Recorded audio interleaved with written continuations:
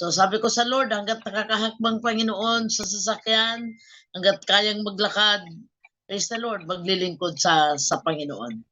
At hindi hadlang yung sakit ng tuhod. At ngayon, salamat sa Lord, wala pa halos tulog at talagang pagod at puyat, pero andito tayo, pinalalakas, pinasisigla ng Lord at masaya tayo dahil sa Panginoon.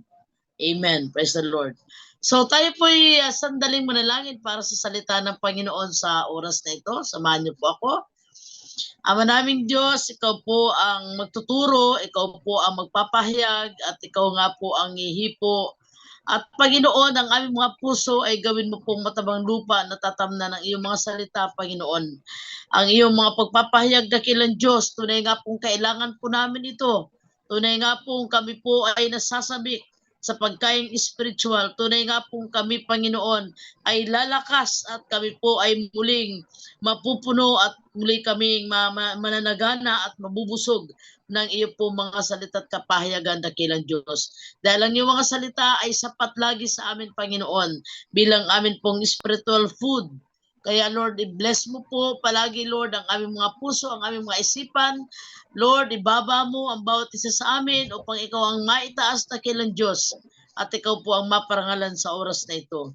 Pinagpala mo na po ang iyong mga salita at kami pong makikinig, Panginoon, ay tatanggapin po namin ito na kilang Diyos na iyong mga paalaala, na iyong pong mga pangungusap, na iyong pong salita at iyong pong mga kapahayagan. Salamat po, Panginoon. Salamat po, Banal na Espiritu, sa pagpapala mo po sa iyong mga salita sa pangalan ni Jesus. Amen and amen. Praise the Lord. Ayan, wala pa yata si Yeng. Ayan, paki-PM na lang po si Yeng kasi po nasa kanya po ang ating pong PowerPoint. At kahit wala pa po yung ating PowerPoint, praise the Lord, tayo po ay magpapatuloy para po hindi masasayang po yung ating oras. Praise the Lord. Ako po ay magbabahagi sa inyo sa oras na ito sa Isaiah chapter 55 verses 8 hanggang verse 9. Ang sabi ni Yahweh sa Tagalog po, ang aking kaisipan, hindi ninyo kaisipan. Ang inyong kaparaanan ay hindi ko kaparaanan. Kung paanong ang langit ay mas mataas kaysa lupa, ang aking kaparaanan ay higit kaysa inyong kaparaanan. At ang aking kaisipan ay hindi maaabot ng inyong kaisipan.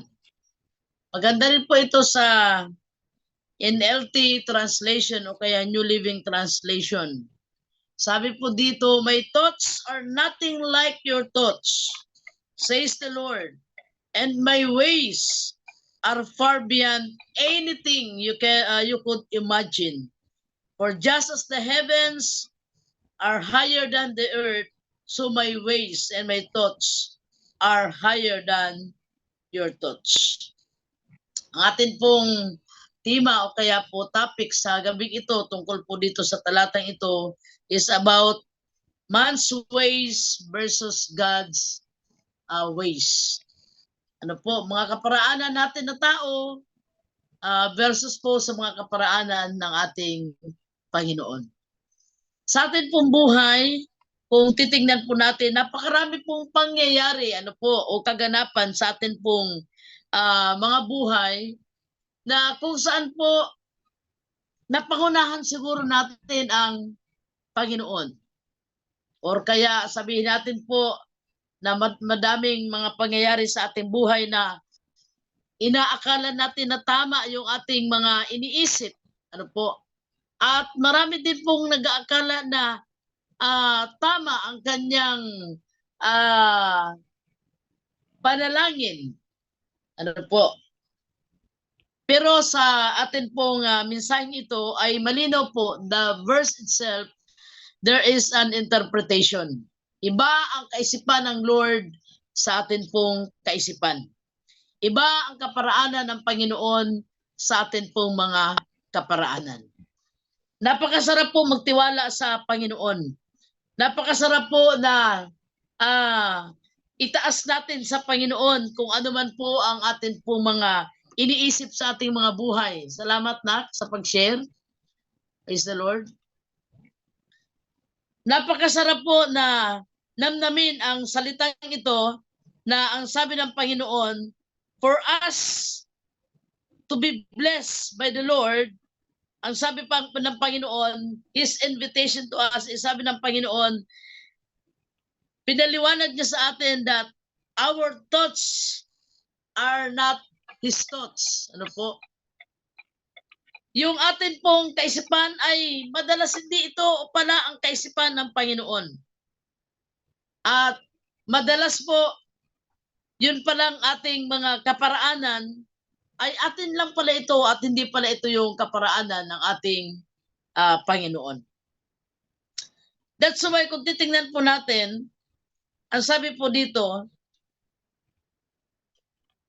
bakit kaya ang Panginoon ay nag-anyaya sa atin o di kaya ay nagbigay sa atin ng isang command na sabi ng Panginoon sa atin, let us pray. Manalangin tayo. At kailangan talaga tayong manalangin. Kasi ang dami nating iniisip, ang dami nating plano, ang dami nating desisyon na minsan sarili lang pala natin yon. Sa atin lang pala yon. The reason why there is an invitation in our prayer. One of our points tonight, that prayer is an invitation of God. Manalangin kayo, tumawag kayo sa akin, hilingin nyo sa akin. Para sa ganun, baka yung ating iniisip, hindi naman pala ito yung iniisip ng Panginoon. Hindi naman pala yun ang kagustuhan ng Panginoon. Atin lang pala yun. That's why there is an invitation for us to pray. Manalangin tayo, kapatid. Manalangin tayo para sa ganun. Yung ating iniisip na yan, yung ating decision na yan, yung kagustuhan natin na yan, sana ito yung kaisipan ni Lord. Sana ito yung kagustuhan ng Panginoon. At hindi lang talaga ito sa atin. Kaya kung titignan natin ang ating mga sarili minsan, hinahayaan na lamang tayo ng Panginoon.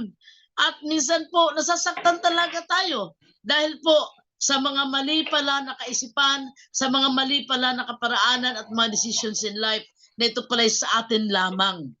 Ano po?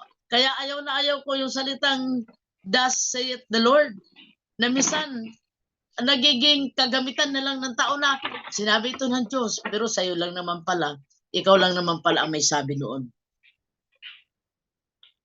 Ang sabi po ng Panginoon, although alam na niya ang ating iniisip, still there is an invitation to pray. Manalangin kayo.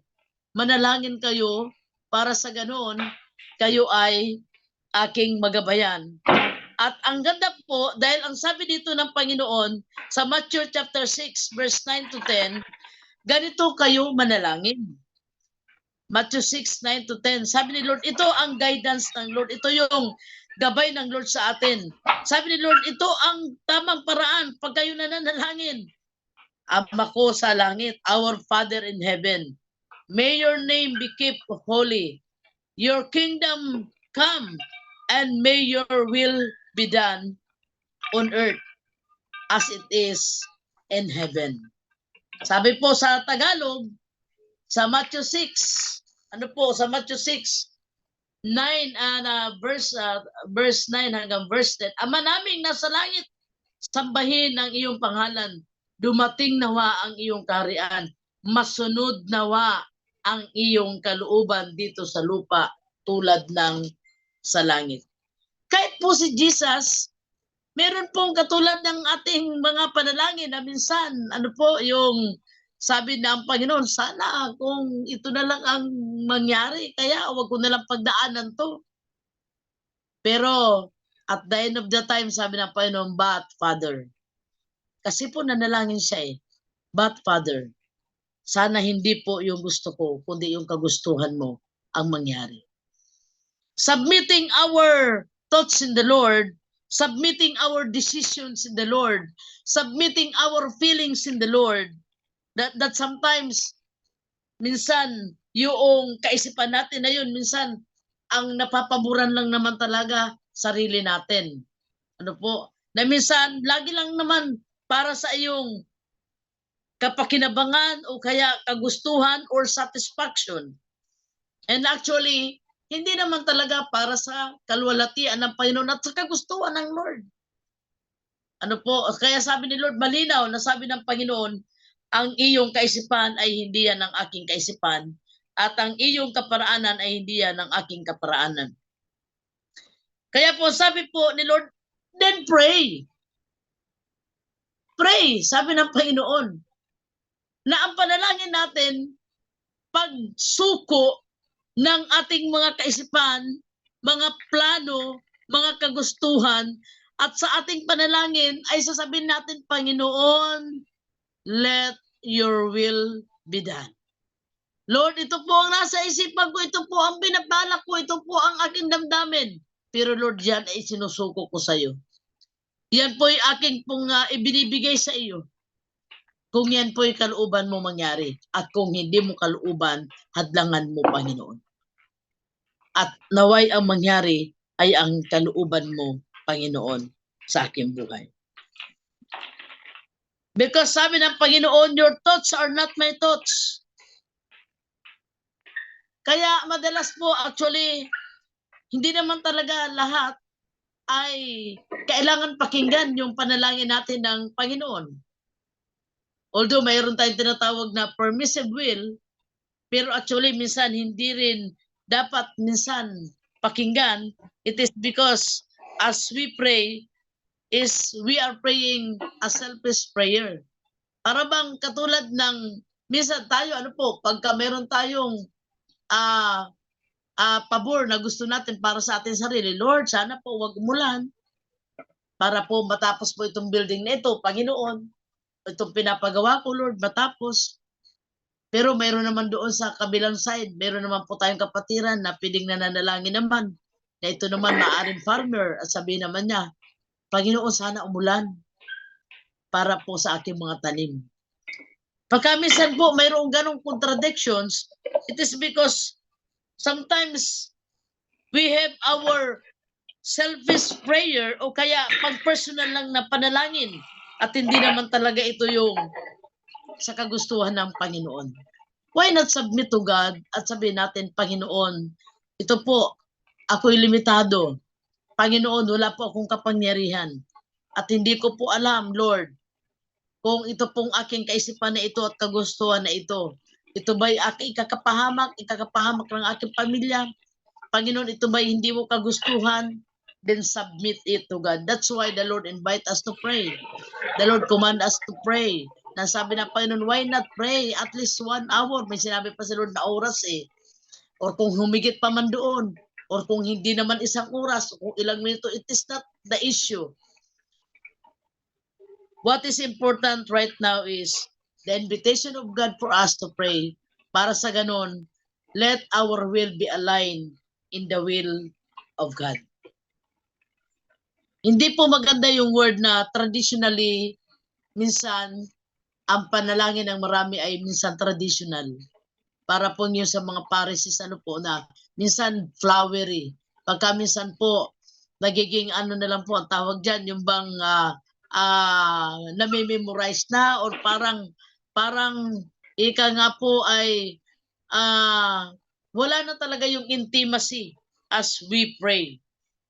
What is important for that invitation of the Lord, for us to surrender our will, for us to surrender our wants, for us to surrender our selfish desire. At yung tinatawag po natin na sariling kaisipan natin at sarili nating mga kaparaanan. The invitation of God for us to pray, para sa ganun, Panginoon, transform my thoughts with your thoughts. Panginoon, naway ang iniisip kong ito ay talagang ito yung iniisip mo. Ito talaga yung kagustuhan mo, Panginoon. Alam ko po, naniniwala ako sa oras na ito, kapag ang isang bagay ay ating ipinagkatiwala sa Panginoon, naniniwala po ako na ito po ay pakikialaman ng Panginoon. Naniniwala po ako na ito i-orchestrate ng Panginoon dahil atin pong itiniwala kay Lord. Kaya nga sabi ng Lord in 1 Peter 5:7, casting all your cares upon me. Ipagkatiwala mo lahat sa akin. Bakit kaya kailangan natin ipagkatiwala kay Lord? Kasi kaya niya. At maraming pagkakataong di natin kaya. Kaya kailangan natin ang Panginoon. Kailangan natin makiusap sa Lord. Kinakailangan nating itiwala kay Lord. Kinakailangan nating ibigay sa Panginoon.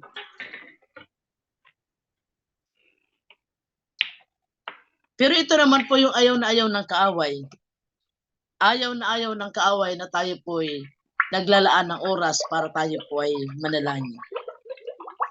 Lalo tigit ayaw na ayaw ng kaaway na bago tayo magdesisyon, tayo po ay mananalangin. Dahil alam niya na ito ay mapupunta sa kamay ng Diyos. At alam niya po na ito po ay pakikialaman ng Panginoon. Pero po, ang sabi ng Panginoon, seek Him first.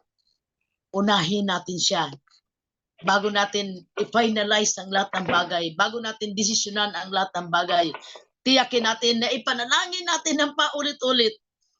Maraming pagkakataon po na karanasan po natin sa ministry na mayroon pong mga individual na nagdedesisyon. Ano po? At tinatanong ko po, ang tanong ko po, yan po ba desisyon mo na yan ay galing sa Lord? At nakakalungkot, minsan po ang sagot nila ay hindi. Kasi hindi naman talaga nila sinubmit sa Panginoon. So what will happen? What will happen? We are just giving an opportunity sa kaaway, ano po, para tayo po ay mag-fail. Ano po, para tayo po ay mag-suffer in consequences. Ano po. Pero as we submit to God everything, ano po, in our mind, in our decision, in our thinking, in our feelings, everything, ano po, naniniwala ako, we will not fail because God will be in charge. Amen. In charge po siya. Binigay mo sa Kanya, tiniwala mo sa Kanya, tumawag ka sa Kanya. Ang tawag ko nga po minsan runung-runungan yung iba. Dunung-dunungan yung iba. Dahil iniisip niya, kaya niya na. Hindi po natin kaya. Sabi ng John chapter 15, we are nothing far from the Lord. Kapag hindi natin sinubmit kay Lord ang lahat ng bagay, talaga pong magpe-fail po tayo sa ating buhay. Actually, wala namang plano ang Diyos na tayo po ay magdusa. Walang plano ang Diyos na tayo kawawa. Walang plano ang Diyos na tayo po ay maging duguan, maging sugatan. At ito po ang masakit. Minsan nadadamay pa yung ating family. Nadadamay pa yung ating ministry. Parang si Achan, nagkasala si Achan, pero the whole family will be under consequence because of Achan's sin. Minsan tayo po sa ating mga maling desisyon na minsan hindi na natin sinasubmit kay Lord. Then ang nagiging outcome po, nagdudusa tuloy tayo at hindi lang tayo nakakalungkot, masakit po kasi kasama yung mga tao sa buhay natin. Na nagdusa din dahil sa ating kamalian at sa ating failures in life. Why? Hindi natin naitiwala kay Lord. Hindi natin nahingi sa Panginoon yung kalooban niya. Hindi natin nahingi sa Lord yung kagustuhan niya. Masakit, nakakaiyak. Maraming yun na nagsasuffer ng gano'n na mga consequences in life because napangunahan ang Panginoon. Hindi nahingi sa Diyos kung ano yung kalooban ng Panginoon. Let us spend our time to trust God and submit to God everything because the final say is from the Lord. Because the finalization of everything in life is in the hands of the Lord. Nakakatakot na po, maikli ang panahon na ating ngayon na ika nga po hinaharap.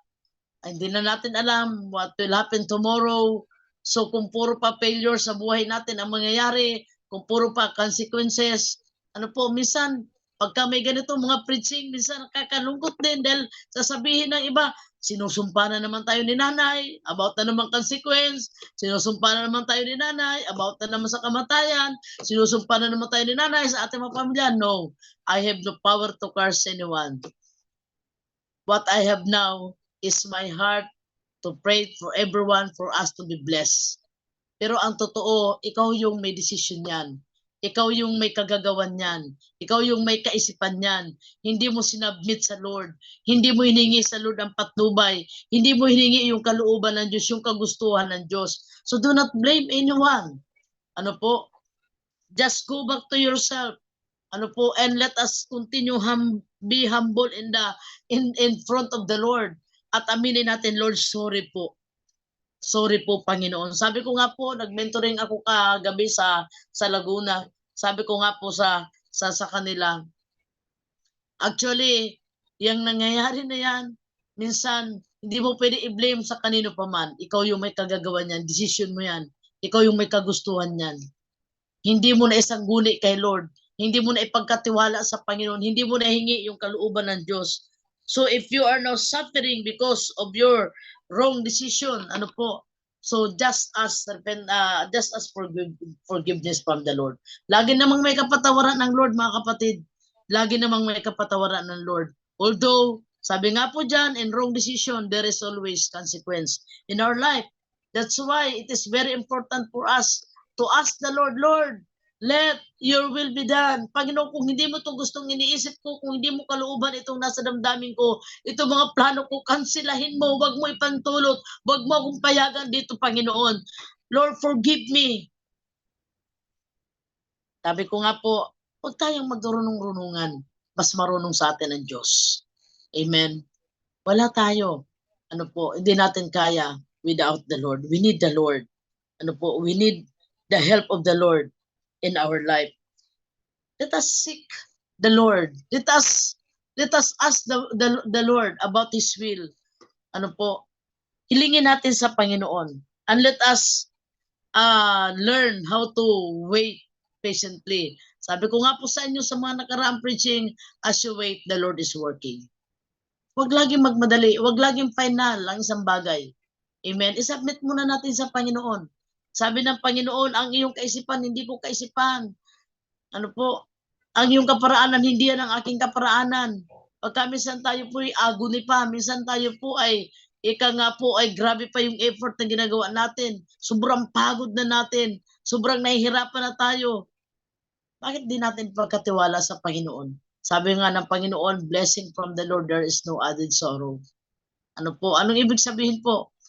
Alam niyo po, naniniwala ako na kung talagang galing sa Panginoon, may kagaanan, may kapayapaan, ano po, may kagalakan po. Kaya po, sabi po ng Panginoon, let us pray to God, let us get the attention of the Lord. Hindi lang na sa panalangin, kinukuha ng Diyos yung attention natin, tayo din, kuhanin natin yung attention ng Panginoon. Ano po? At pukawin natin at sabihin natin, Lord, listen to my prayer, Lord. Sabi ni David, Panginoon, dinggin mo ang hikbi ng aking puso. Panginoon, dinggin mo. Kasi minsan po, may mga panalangin na minsan sa grabing burden natin, minsan, hindi mo na masambit sa iyong bibig. Pero tandaan po natin, pag di na natin masalita sa ating bibig, si Lord nakatingin na po sa ating puso. Alam ng Lord ang minimiti ng puso natin. Alam ng Panginoon yung mga pinagdadaanan natin. Alam ng Diyos kung ikakapahamak natin. Alam ng Diyos kung hindi natin ikakabuti. Kaya kapag ipinagkatiwala natin sa Panginoon, we will not fail. Ano po, hindi mauulit ng mauulit yung mga nangyari sa atin na sabi ko nga po, the word is kapalpakan. Ano po, yung mga nangyari sa ating mga pagbagsak, hindi mauulit. Dahil po itiniwala natin sa Panginoon at in charge po ang Panginoon. Just learn to wait upon Him. And as you wait, just believe in the Lord. Just trust Him. Ano po, i-activate lang po natin yung ating faith sa Panginoon. At tayo po ay manahimik na tayo po ay nag-iintay lamang sa panahon na kagustuhan ng Panginoon. Huwag tayong magmadali. Ano po, alam nyo yung natitinik ng malalim, yung mga nagmamadali, ano po, yung mga nagmamadali, yun po yung natitinik ng malalim. Pero kung dandahan lang ang iyong lakad, matinik ka man, mababaw lang po yan. Anong ibig sabihin? Hindi ka marunong magdandahan. Why not slowly? Why not wait upon the Lord? And then, as you are learning, waiting upon the Lord, ano po, Just believe in the Lord. Just trust Him. Ano po, the Lord is so serious for us to answer our prayer. God is so generous God. Tandaan po natin yan. Hindi matatalo ng kahit na sino pa man. Ano po ang pagiging generous ng ating Panginoon. Ano po, wala pa man tayong naibigay kay Lord, binigay niya na sa atin ang buhay niya. Binigay niya na ang langit, ang lupa, at ang lahat ng bagay sa buhay natin. At yung minimiti ng puso natin, sabi ng Lord, kung yan ay ikabubuti natin, kayang-kaya pong ibigay ng Panginoon niya sa atin. Sabi nga po ng Panginoon, 1 Samuel 6 to, sabi ng Panginoon, 2, 6 to 7, 1 Samuel 2, 6 to 7, sabi ng Panginoon, kaya naman kitang payamanin, pero kaya din kitang paghirapin. Kaya naman kitang itaas, pero kaya din naman kitang ibagsak. Kaya naman kitang buhayin, sabi ng Lord, pero kaya din kitang patayin. Lahat kaya ng Panginoon. Kaya, dahil kaya niya lahat, di titiwala na lang natin kay Lord ang lahat. Kaya naman pala lahat ng Panginoon. Ano po, and we will wait upon the Lord. Sa tamang panahon itinakda niya. Sabi po dito sa pangalawa, the what ifs and prayers. Marami tayong tinatawag po ng mga doubts and prayers. Marami tayong mga doubts sa ating isipan. Marami tayong mga pag-aalinlangan. Kaya nga po minsan sinasabi po natin na kung hindi ka sigurado, edi wag mo munang desisyonan. Lalo tigit kung pabago-bago ang isip mo. Lalo tigit hindi mo talaga alam kung ano talagang gusto mo. So wala munang desisyon. Ano po? Mga sariling kaisipan. Ano po? Nasabi dito, na minsan umahantong doon sa tinatawag na pag-aalinlangan na. Kaya ni Lord? Lord, magagawa mo kaya? Panginoon, sigurado ka ba? Sa mga pangako mo, tiyak ka ba? Bakit ganito pa rin yung kalagayan ko? Bakit ganito pa rin ang situation ko? Alam niyo po, minsan ang Panginoon nananahimik din. Ano po sa ating mga panalangin? Ano po, it is because may kadahilanan ng Panginoon. Ang kadahilanan ng Panginoon, gusto niya matuto tayo na itakwil yung ating mga sarili. Ano po, let us deny ourselves. Let us surrender everything. Kasi minsan, reserve tayo sa Lord. May mga isinusuko lang tayo na part ng buhay natin, pero hanggang ngayon, yung mga pride natin, ano po, na doon ka pa ulit-ulit na bumabagsak, doon ka pa ulit-ulit na nasasaktan ang buhay mo, nadadamay pa yung mga mahal mo sa buhay. Ayaw pa rin natin yan ipahipong kay Lord. Ayaw pa rin natin isuko kay Lord. Ayaw natin tumanggap ng correction. Ayaw natin tumanggap ng rebuke. Dahil po, alam nyo, ang nakakatakot ngayon, yung tinatawag nating extreme grace. Alam niyo yung extreme grace na kahit hindi ka na manalangin, kahit na hindi ka na magbasa ng Bible, kahit hindi ka na mag-spend time sa Panginoon, delikado po. There is danger. Let us be balanced. Ano po? Hindi ganon. Ano po? Hindi ganon. Eh di parang sinabi natin, parang hindi na natin kailangan uminom. Parang hindi natin kailangan kumain. Magugutom tayo, manghihina tayo, madidehydrate tayo. Ano po? Kaya nga kahit si Elijah, nung siya po'y nanghina na, gusto niya na lang mamatay, pinadalhan pa siya ng Panginoon ng pagkain from heaven.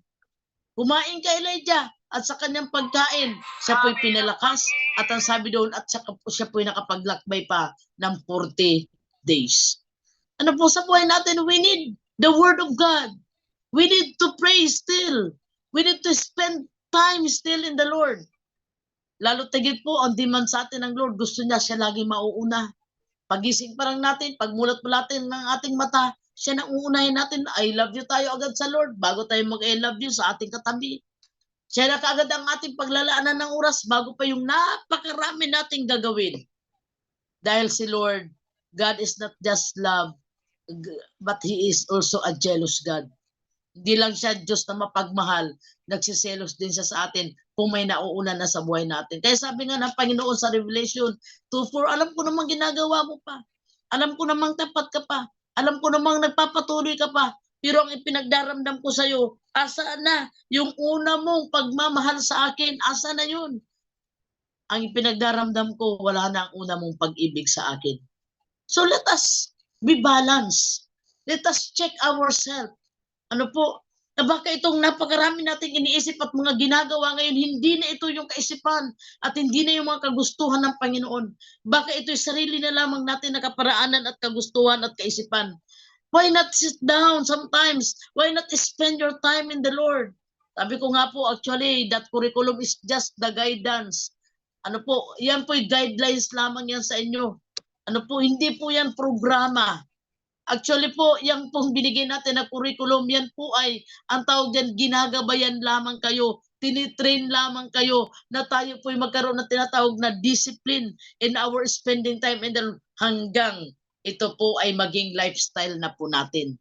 Kaya nakaka-bless po pag naririnig ko sinasabi nyo, Nay, kahit wala po yung curriculum, we still spend time in the Lord. Praise the Lord. Naging lifestyle na po natin. Naging buhay na po natin na unahin ang Lord. Naging buhay na natin ang tayo po ay bumabad sa presensya ng Diyos na parang kulang. Ano po, na parang kulang kapag hindi tayo nakapaglaan ng panahon sa presensya ng Diyos. Na parang tayo ay gutom na gutom sa salita ng Panginoon. Kaya we spend our time in reading. Nakaka-bless po pakinggan. Ano po, yung naririnig ko sa inyo na, minsan kami na hindi na nga lang 1 hour. Talagang dire-diretso. Grabe ang ginagawa ng Panginoon.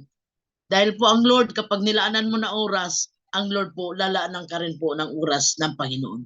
Kung nasasabik tayo sa Lord, mas nasasabik sa atin ng Panginoon. Ano po? Kung ang Panginoon inuuna natin, ang pangako naman ng Diyos, dahil inuna mo ako, lahat naman ang kailangan mo, lahat naman ibibigay ko naman sa iyo. Grabe po ang Panginoon.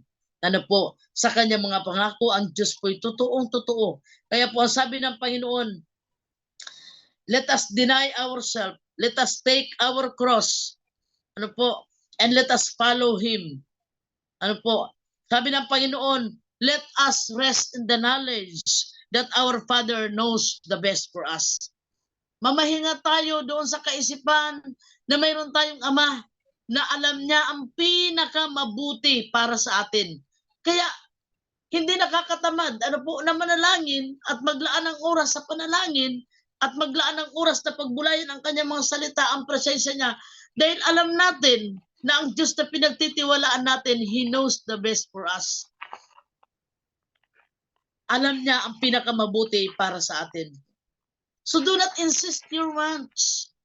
Do not insist your decisions. I-submit mo lang kay Lord. Marami kasi sa atin, ini-inform na lang natin si Lord. Panginoon, ito yung plano ko, ito yung gusto ko. Panginoon, i-bless mo ito. Why not nasabihin mo, Lord, ito po yung aking desire. Pero Lord, kung hindi mo ito gusto, hadlangan mo. Huwag mo ipaintulot, huwag mong payagan. Minsan maganda sa ating kaisipan. Pero ito pala may mas mabuti pa at may masigit pang maganda ang Panginoon na nakalaan. So dahil itiniwala natin kay Lord, hindi lang maganda ang tatanggapin natin, higit pa sa ating kaisipan, higit pa sa ating naririnig, higit pa sa ating nakikita, ang nakalaan na para sa atin. So let us rest in the knowledge, in the knowledge that we have our Father who knows the best for us. Limited knowledge lang po tayo. Limited strength lang po tayo, but God is infinite. Pag sinabi pong infinite ang Diyos, ibig sabihin wala siyang katapusan, wala siyang hanggan, limitless, endless. Ang sabi po dyan, impossible to measure or calculate. Walang hanggan, walang kasing dakila. Walang sapat na salita, walang angkop na salita para sabihin natin kung gaano kadakila, kagrabe, at makapangyarihan ang ating Panginoon. Tayo, wala tayong kapangyarihan. Tayo po, wala tayong divine na supernatural na katulad ng Panginoon. Although sabi nga ng Panginoon, hallelujah, because of the Spirit of the Lord in our life, because of the Lord in our life, we can do all things through Him. Because we rely on Him. Because we depend on Him. We ask, we pray, we plead to the Lord. Kaya nga may pagpapasting kasi nga pinakikita lang natin sa Lord, Panginoon, I am desperately, Lord God, trusting on you. That all our plans, let the Lord cancel it kung hindi niya kagustuhan. Let the Lord not vindicate and not bless it kung hindi niya kagustuhan. at palitan niya ito ng kagustuhan niya.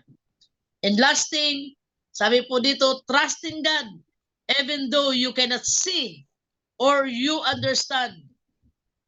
Nagtitiwala lang tayo sa Lord na kahit minsan hindi pa natin nakikita, minsan hindi natin nauunawaan.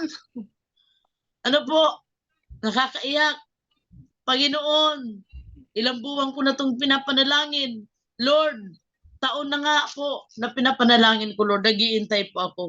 Pero Lord, sabi nga po ni Pablo, Lord, bakit 3 beses na akong nanalangin pero hindi mo tinatanggal yung tinik? Ano po? Sometimes, let us just trust God even though we cannot see or sometimes we cannot understand.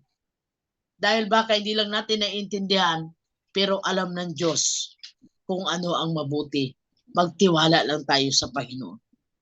Sabi ni Lord, for as the heavens are higher than the earth. Kaya ang sabi ng Panginoon, kung gaano kataas ang langit sa lupa. Ano po ang sabi po sa last verse? Kung paanong ang langit ay mas mataas kaysa lupa, ang aking kaparaanan ay higit sa inyong kaparaanan at ang aking kaisipan ay hindi maaabot. Hindi natin maaabot ng ating kaisipan ang mga kaparaanan ng Panginoon. Ang dami pong testimonies kung yan po ang pag-uusapan natin. Kapag tayo po ay nagtitiwala sa Diyos, kapag po ino-orchestrate ng Panginoon ng lahat ng bagay, makikita po natin at mararanasan natin yung Romans 8:38 that all things work together for good. Ano po, at naglalakip-lakip ang mga bagay-bagay sa buhay natin para sa ating ikabubuti. Bakit? Dahil nagtiwala tayo sa Panginoon. Sabi po, how much higher are the heavens and earth? Infinitely. So His thoughts and ways are infinite than our thoughts and our ways. Walang hanggan, walang katapusan. Hindi natin maaarok ang kaisipan ng Diyos, ang kaparaanan ng Panginoon. Basta magtiwala lamang tayo sa Panginoon. We have no certain knowledge of our future. Just commit our ways completely to the Lord. Our thoughts completely to the Lord. Trust Him. Sabi po dito sa last thing, trust Him. Let us trust the Lord. Even we cannot see it. Even we cannot understand. Di natin naiintindihan. Lord, bahala ka. Basta Lord, tinitiwala ko yan sa'yo. Then, sabi ng Panginoon, taste and see that the Lord is good. Malalasap mo, kapatid. Matitikman mo ang kabutihan ng Diyos kapag pumilos siya. Malalasap mo, matitikman mo ang kabutihan ng Panginoon kapag nagtiwala ka sa Kanya. Kaya po, ang sabi ng Panginoon, as we rest in the knowledge that He knows the best for us and His plans and purpose are perfect. Sabi nga po dyan, yung future, walang nakakaalam yan. Yung future po, ano po, wala pong may kakayanan na yun po'y malaman yan. Ang Diyos lang po ang nakakaalam. That's why as we trust Him, then we will have our joy, we will have our peace, ano po, and the result of our trust to God. Ang sabi po dito, the Lord will satisfy us. The Lord will satisfy us because He is a perfect God. He is the best God. Ano po? Kaya po, ang sabi ng Panginoon, pananagutan niya sa atin lahat ng tiniwala natin sa Kanya. Gagawin niya ang pinakamabuti para sa atin because we are His beloved. Sabi ko nga po sa inyo, ang tawag sa atin ng Panginoon, aking mahal. Tayo mga minamahal niya, amen, na nagtitiwala sa Kanya, na bahala na po ang Panginoon at tulungan tayo ng Panginoon. Pagre-result po yan sa buhay natin ang pinakamagandang result. Higit pa sa mga dating effort na ginawa natin, higit pa sa mga pagod na ginawa natin, higit pa sa mga naisip natin, higit pa sa mga kaya natin. At makikita natin at mararanasin ang mga supernatural things in our life. Pag sinabing supernatural things, sabi ng Jeremiah, hindi mo kayang ipaliwanag sa iyong isipan. Even your mind cannot comprehend of it. Kapag ang Diyos ay kumilos, kapag ang Diyos ay gumawa sa buhay natin, sabi ng Jeremiah 33 verse 3, ano po? Sabi ng Lord, kamangha-mangha. Yung word kanina sa atin, nang nag-testify natin kapatiran, kamangha-mangha ang Panginoon. Totoo po yan. Mamamangha tayo. Because even our mind cannot comprehend.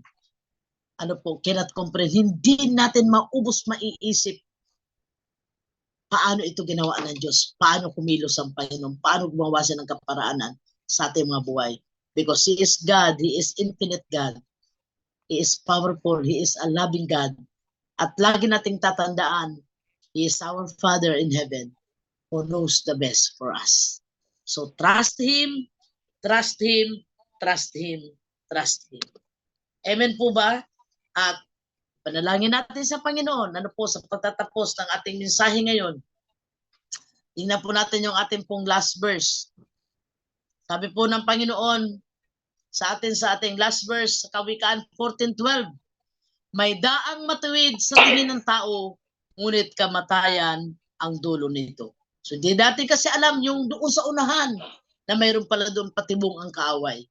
Dahil nagtiwala tayo sa Panginoon, sabi ng Panginoon, He will be with us and will never leave us and never forsake us. At ang sabi ng Panginoon, hindi niya tayo kailanman hihiwalayan ng paningin. He will never abandon us because we are His beloved. Why? Because we trust in His love, we trust in His power, we trust in His infinity. Alam niyo po mga kapatid, sa pagtatapos ko sa gabing ito, let us submit everything to God. Dahil tigit itong patapos ng taon, para papasok na naman ang panibagong taon sa buhay natin. We don't know what will happen. Sometimes yung mga plano natin bukas, pwede kansilahin ng Diyos ngayong gabi. At biguin tayo ng Lord, salamat. Kung tayo binigo ng Diyos at hindi tayo napahamak. Salamat na tayo pinigilan ng Diyos. Salamat na hindi tayo pinabayaan ng Panginoon sa mga desisyon natin na mali, na akala lang natin ay tama. Pasalamatan natin ang Panginoon. That's why, mga kapatid, learn to spend your time in the Lord in submitting everything to God before you act. Bago ka pa kumilos, bago mo pagawin ang isang bagay, bago mo pa-desisyonan ang isang bagay, bago mo i-finalize ang isang bagay, make sure na yun talaga ang kagustuhan ng Diyos. Make sure na yan talaga yung kanyang kalooban, yung kagustuhan at yung kaparaanan ng Panginoon. Let us submit everything to God. Everything, from the smallest thing to big things in our life. Everything. Our life, our family, our ministries, our finances, everything. And then we will see, sabi ng Panginoon, we will taste and we will see the goodness of God to us. Hallelujah. Purihin ang Panginoon sa gabing ito at nawa sa gabing ito, sa oras na ito, hapon man o umaga dyan sa inyo, marami tayong iniisip ngayon, kapatid. Marami tayong ngayon gustong desisyonan sa buhay. Marami tayong gusto, marami tayong dinidesire. Let us put it in the hands of God. Ilagay muna natin lahat yan sa kamay ng Diyos. Let us pray right now, Lord, mangyari po ito kung kagustuhan mo, kung kalooban mo. At manahimik ka, maghintay ka. Minsan, di natin naintindihan. Pagka minsan, di natin nakikita pa. Ulitin ko po, as you wait upon the Lord is working on it. The Lord is working on it. Wala po. Ang tao limitado, but God is unlimited God. Kaya ng Diyos lahat. Bahala ang Panginoon. Sa lahat ng ipinagkatiwala natin sa Kanya, bahala ang Panginoon. Hindi niya tayo bibiguin, hindi niya tayo hayaang masaktan, hindi niya tayo hayaan na matapos sa pangit na istorya ng ating buhay. Tandaan natin, in the last thing, ang Diyos ang gumagawa ng istorya ng buhay natin. Kapag tayo nagtiwala sa Diyos, ang katapusan ng istorya ng buhay natin, it will give glory to God. Amen. It is fulfilling. Hallelujah. And I'm sure that the Lord will secure everything, even our future. We are secured in the hands of God.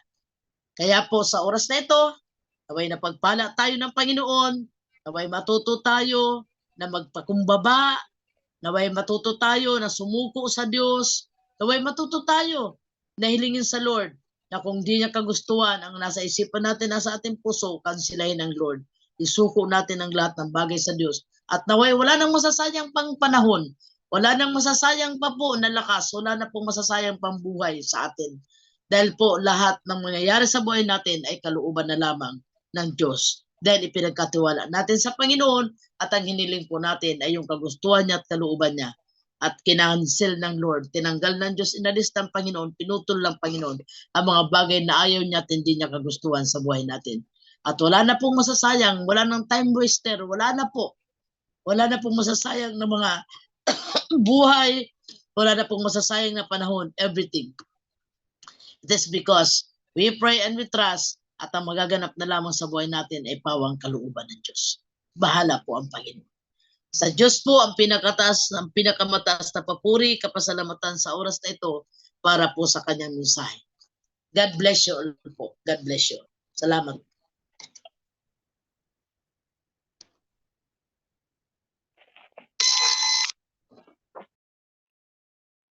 Amen. Praise the Lord. Ayan, isang pinagpalang gabi.